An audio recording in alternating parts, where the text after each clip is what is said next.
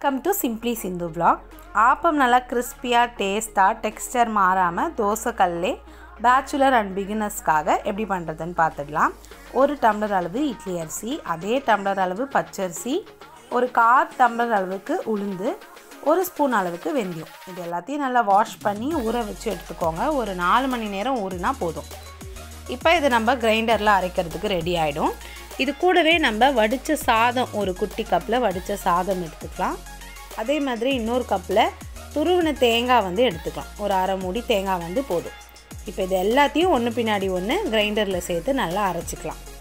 ஊற வச்ச அரிசி, தேங்காய், அதுக்கப்புறம் வடித்த சாதம், இல்லை அது எல்லாத்தையும் கொஞ்சம் கொஞ்சமாக தண்ணி விட்டு நல்லா சாஃப்டாக இந்த கன்சிஸ்டன்சிக்கு வந்ததும் நம்ம கிரைண்டர்லேருந்து மாவை வடித்து ஒரு பாத்திரத்தில் எடுத்துக்கலாம். இப்போ உப்பு சேர்த்து நைட் ஃபுல்லாக ஒரு 8 மணி நேரம் நல்லா ஃபெர்மெண்ட் பண்ணி எடுத்துக்கோங்க. மாவு நல்லா இப்படி தான் நல்லா புசு புசுன்னு புளிச்சிருக்கும். இப்போ இந்த ஆப்பத்துக்கு தேங்காய் பால் அரைச்சிடலாம். தண்ணி ஊற்றி தேங்காவை நல்லா மிக்ஸி ஜாரில் அரைச்சி ஃபில்டர் பண்ணி எடுத்துக்கிட்டிங்கன்னா தேங்காய் பால் ரெடி ஆகிடும்.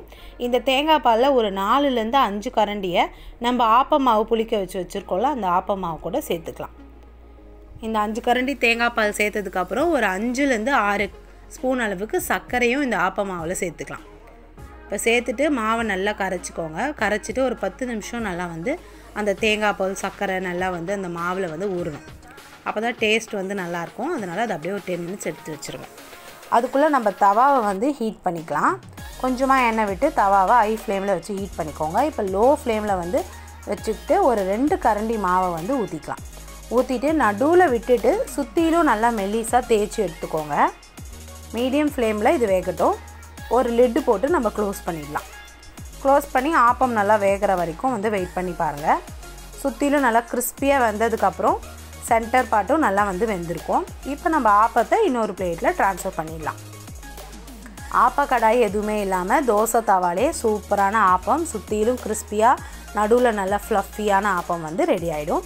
தேங்காய் பால் மட்டன் பாயா கூட சர்வ் பண்ணிங்கன்னா ரொம்ப டேஸ்ட்டாக இருக்கும். கண்டிப்பாக ஒரு வாட்டி ட்ரை பண்ணி பார்த்துட்டு எப்படி இருந்ததுன்னு கமெண்ட்டில் சொல்லுங்கள். என்னோடய வீடியோஸ் எல்லாமே பாருங்கள். பிடிச்சிருந்தால் லைக் பண்ணுங்கள்.